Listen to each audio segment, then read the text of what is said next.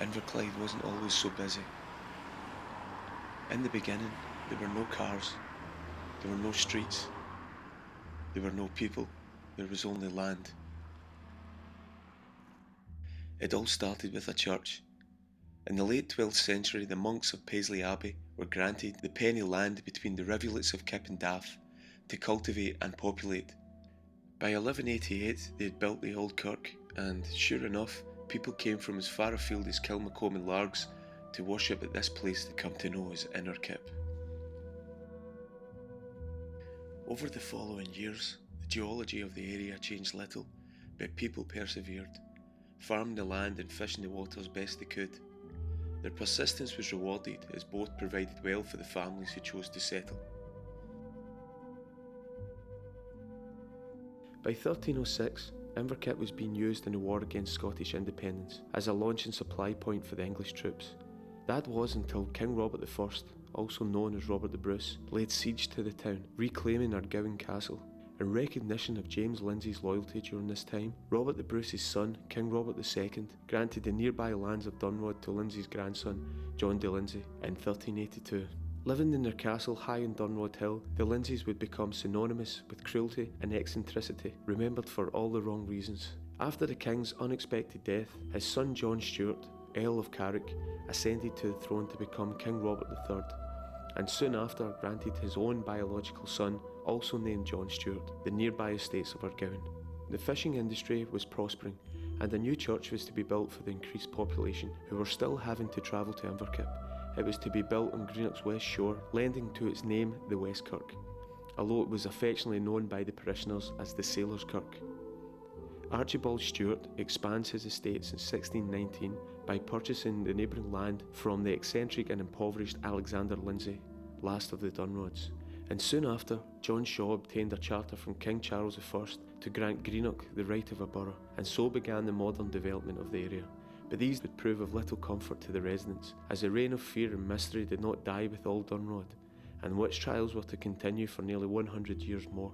One that seems to have left an impression in the community is that of young Mary Lamont, who, in 1662, confessed to her crimes and was sentenced to death. During her trial, she admitted to being part of a conspiracy to push a local stone into the river. Mary's intention had been to disrupt shipping on the river, as the ominous Kemphook stone, known locally as Granny Kemphook, was considered to be a talisman to local sailors. While rural life continued to be oppressed, ruled by fear and superstition, urban society was evolving, and the nearby towns were developing thanks to the growth of the fishing industry. When the Town Council of Glasgow recognised the need for a deep water port, Newark was the natural choice, as the river began to get shallower from this point inland. They purchased the surrounding land for use as a harbour, and the town of Newark soon became known as Port Glasgow. It was clearly a time for advancement and innovation. An abundance of fish were being brought ashore every day, and with more caught than could be consumed, Glasgow merchant and provost Walter Gibson was inspired to devise a method of preservation and curing for export. In 1688, the very first herring was smoked in Great Britain, behind the old corner house on the left of the quayhead.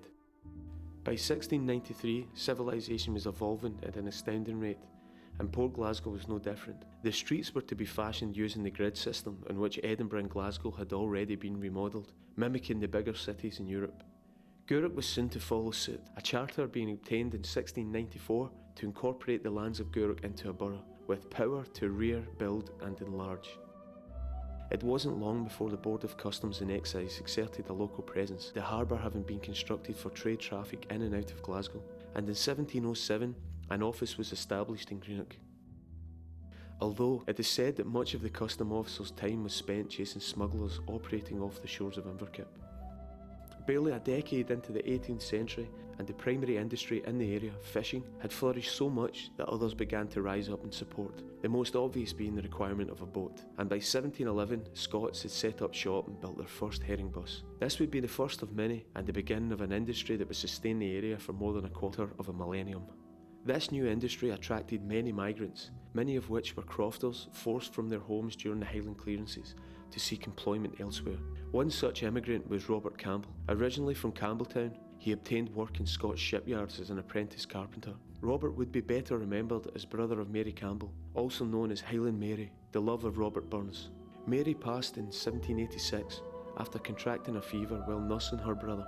Although the location of her passing is one of much debate, the consensus is that she drew her last breath in Min's Collop Close off William Street. In 1736, Sir John Shaw's granddaughter, Eleanor Houston, married Sir Michael Stuart, greatly enriching their family and leading to the building of her Gown House.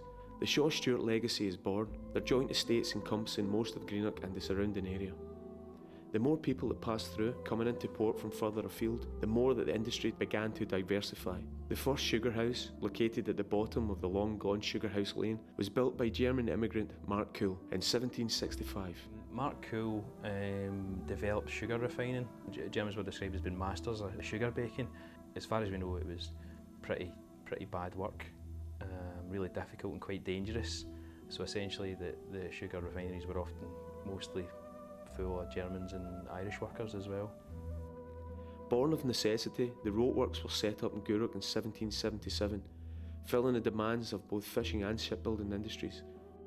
The growing economy saw more money in the pockets of the workers, and many sought to protect their earnings or save for their family's future. The Greenock Banking Company was established on the 25th of July 1785 in a tenement on the north side of Hamilton Street. The bank later moved to the bank buildings on Lindsay's Lane.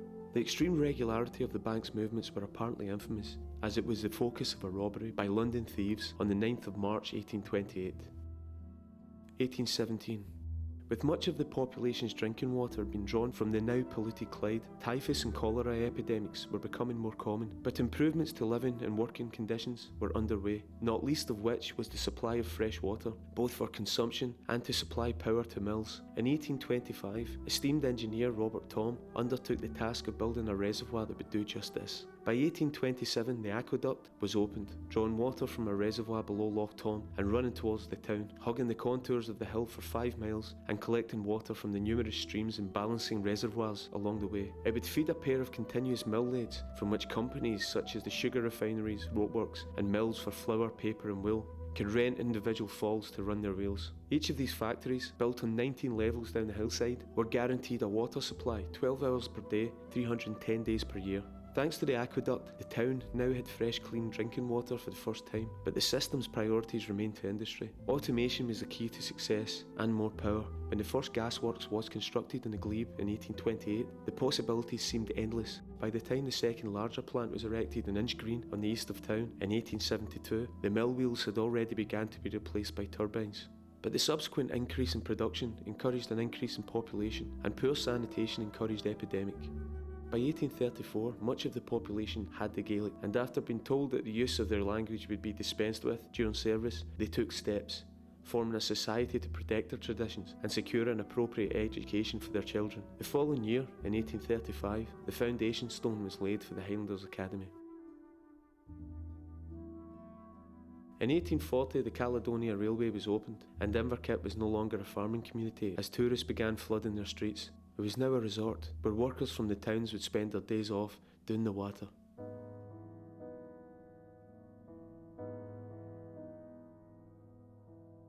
Between the years of 1845 and 1852, the blight of the Irish potato famine saw an estimated inflow of Irish immigrants up the Clyde of 1,000 per week, increasing population by 90%.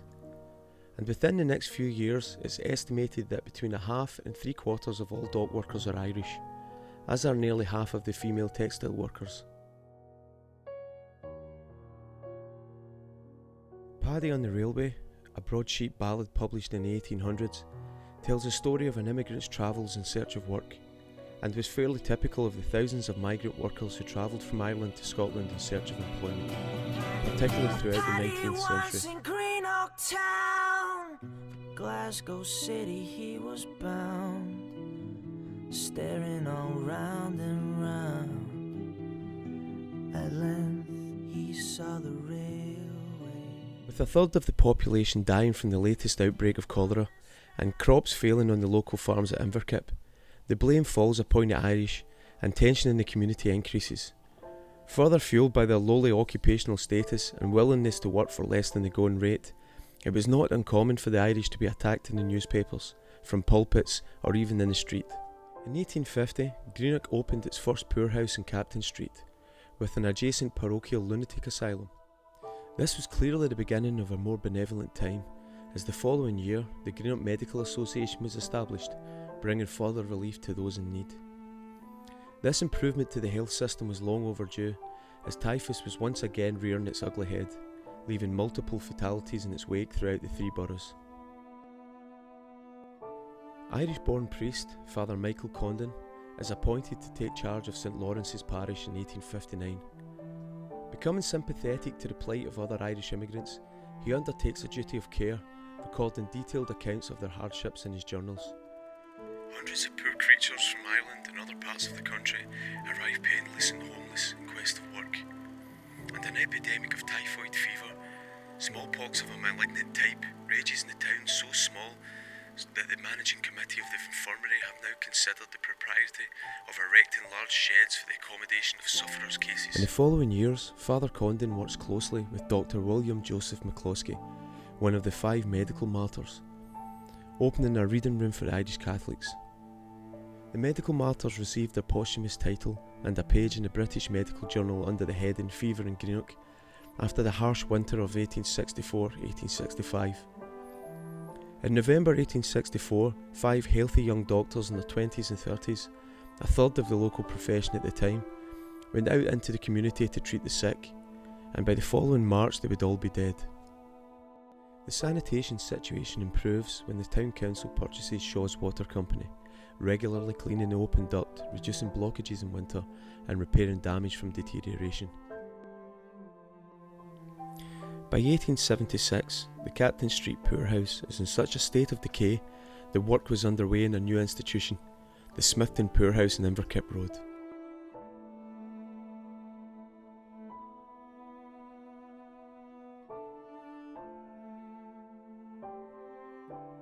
Neil Fleming and Reed's Spinning Works replaces its wheel with a turbine in 1881. One of the last to do so, the infamous 70-foot wheel was immense, weighing 180 tonnes and driving more than 34,000 individual spindles. As Lithuanian and Polish immigration increases in the late 1890s, the introduction of the Alien Act halts immigration into Britain, but not within the borders. In 1908, the Admiralty announced that they would be constructing a new torpedo factory in Greenock, on the shore of the River Clyde. The location was chosen as it was directly opposite Loch Long, where they planned on testing their product. It was considered ideal due to its sheltered position, great depth of water, and comparative freedom from traffic. The fact that the land was owned by Sir Hugh Shaw Stewart, who had desired to keep the West End free of industrial development, did not deter the Admiralty, who informed him, in no uncertain terms, that they could take his land compulsorily through an Act of Parliament. He was assured, however, that their presence would neither be dangerous nor become in any way a nuisance to the inhabitants. By 1910, when the plant officially opened, 700 workers and their families had arrived from Woolwich to oversee the running of the operation. Woolwich's loss is to be Greenock's gain, as hordes of workers have already started arriving per Caledonian Railway, many of the families having already secured housing in the central part of town. The building of the £60,000 torpedo factory has been contracted to Mercer's, Robert Neal & Co., from Manchester, and will cover 10 acres. Local labour is to be employed using machinery driven by electricity from the Greenock Corporation. The Evening Express reported that the factory would employ 400 men, although 600 jobs will be lost at Woolwich due to the removal of the plant. These men were told that they would receive preference for employment at the new works. Most were adverse to the imminent change. One told the Express that he lived in Woolwich. Many local builders took advantage of the arrivals and viewed land round the factory to create accommodation for the workers and their families. The subsequent years saw a massive population increase in Greenock, overwhelming the level of available accommodation. The desperation of the immigrants could be read in the Greenock Telegraph's reports of Sassenach audacity, basically families utilising any occupied homes in order to store their furniture. Clearly there was a need for additional housing, and in 1914 a complaint was heard by the local government that adequate measures had not been taken to home the imported workforce. Appalled at what was considered acceptable housing in Scotland, the Woolwich immigrants wrote to express their dissatisfaction at the lack of consideration for their English ideals. In their opinion, the Scotch homes lacked natural light and private grounds, and the bedrooms were too small, although they did concur that the reception rooms were larger in Scotland. There were also sublets available for those without families, although many chose to settle, marrying locals and laying down roots. Richard Clifford arrived in Greenock in 1910, residing in Fort Matilda with other unmarried torpedo factory workers like himself. The following year he met his wife-to-be, Marion Ferguson. They married on the 8th of September 1911 and the children soon followed. It wasn't long before news travelled of the employment opportunities available at the new factory, and soon many other immigrants began to arrive looking for work. This influx of newcomers, known locally as English invaders and Sassenachs, invoked a wave of xenophobia among the locals, breeding curiosity and suspicion. This reaction, adopted by many of the locals, forced the ostracised outsiders to form their own community in order to ease the transition, and the Torpedo Factory Club was born. I was a torpedoman in the Navy. Oh, right, And through that, I'd been through a torpedo factory and everything. Through that, we come down here as in guests, and they give us a temporary membership then. Following Britain's entry into the First World War, all British civilians in Germany were detained for the duration of the conflict. But the same happened here. German immigrants, mostly women, were forced to appear in front of an internment board, who would subsequently decide whether they were to be considered a threat to the community. Most were deemed friendly, since their sons were fighting for the crown. With shipbuilding now the primary industry, the yards were taking over the coastline, removing any obstacles in their way. Harland and Wolff, builders of the Titanic and the proud new owners of Cairns Shipyard, made a proposition to the Greenock Presbytery. They offered to purchase but provide another suitable site to which the West Kirk Church and the churchyard could be with all care and reverence transferred. After much negotiation, agreement was reached among the parties involved in the relocation of the Old Kirk, whereby Harland and Wolff would pay for dismantling of the church and the building of its replica at Seafield on the Esplanade. The Old West Kirk closes and the momentous task of dismantling the ancient historic church begins. Built on the west shore in 1591 by John Shaw, it was now to be rebuilt a short distance away on another shore, with almost the same view across the River Clyde to the Argyllshire hills and bens. That it should be within sight of passing ships was fitting, for it had long been known as the Sailors' Kirk. The old stones were dismantled, numbered, transported, cleaned and rebuilt on their new site on the Esplanade. Strange carvings were found on the underside of many stones. Birds, fish, animals, dates and initials hidden for over 300 years when, in 1589, work had begun on the first West Kirk. A less pleasant task was the clearing out of the ancient cemetery, first used in 1592 and closed in 1857. The rebuilding of the church had begun in March 1926 and was completed 2 years later in January 1928. This morning, the British ambassador in Berlin handed the German government a final note stating that unless we heard from them by 11 o'clock, that they were prepared at once to withdraw their troops from Poland, a state of war would exist between us. I have to tell you now. September 1st, 1939, Britain declares war in Germany and enters World War II. This country is at war with Germany. When Mussolini joined the Axis and declared war against the Allies in June 1940, the backlash against the Italian community echoed through Inverclyde. Once again, men were taken from their homes in the middle of the night and sent to internment camps, the remaining families being turned upon by those once regarded as friends. Businesses were attacked and looted, homes were destroyed, and the community was torn apart. We were very fortunate, for argument's sake. During the war, our windows didn't get broken here. We were fortunate enough there were 2 soldiers that lived across the road who protected us. Yet I know of cafes in Greenock and Port Glasgow where the windows were all pushed in. When the war broke out, the shop was ransacked. I think that my father, I'm sure he told me that the family were upstairs above the shop and they could hear it being smashed. And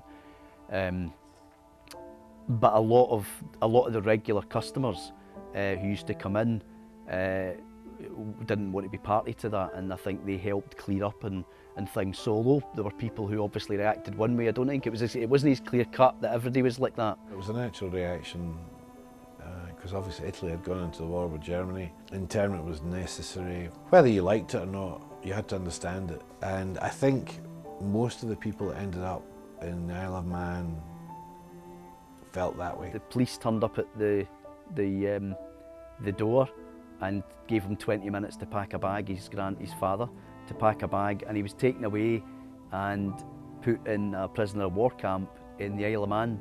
And when he was in the prisoner of war camp, they were allowed to go and visit, I think, I could be wrong about this, but I think it was like they got one visit allowed once every 3 months or something. Or it might have been more than that, you know, once every 6 months, something like that. But I don't think they could afford to go and see them that often.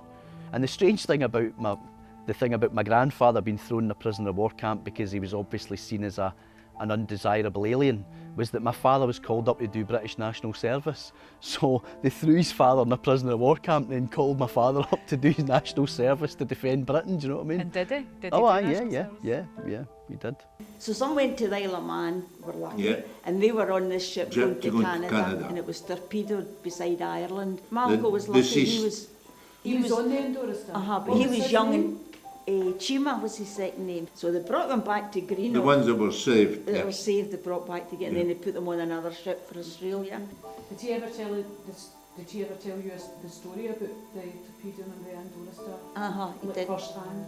He did actually, yeah. You see, there was a lot of older men on it, and they were fat and had never seen the water. So they couldn't swim, so they just died. But he was young and he was strong and a good swimmer, so he was saved. But imagine all those hours in the sea, Yeah. you know. Who saved them? And then The ships. some ships, passing like- ships. Well, we're near Ireland. They were near You know, Ireland. we're So not- it would have been the ship. When- But there was yeah, there Germans was- on it as well, and it had a cross on it, a red cross, that the Germans That's one. Well, torpedoed Germans. The it. sighting of the Endora Star was. Do you think that was a devastating turn for the Italian? Oh, it community? was, yeah, because a lot of them lost their husbands, their Yes. sons. It was really bad. Quite a few of the local Italians were on board in that. So there's a big chunk of Italian communities died out in the Atlantic. They overcalculated the amount of people to go on the boat, and they took a batch off, and my uncle happened to be one of the batch that came off. But his cousins went on it, and they perished in it. In fact, if my father hadn't been classified as high risk, he could have been on that boat to Canada as well. But he was high risk, so he was Berlin Sochten on the Isle of Man. It wasn't a case he had any choice. Then the attack came. In the small hours of the morning, while most of the town slept, the Nazi German Luftwaffe attacked. It's ironic to think that an industry which supported an area could also endanger or destroy the same community which had created it. But the 50 bombers dropping shells along the coast of the Clyde were targeting the shipbuilding industry and the people who had worked so hard to build it. People scurried for cover, some ran for the protection of the surrounding hills, but most took refuge in local air raid shelters. The area suffered greatly, bearing many casualties, fatalities, and much damage to property.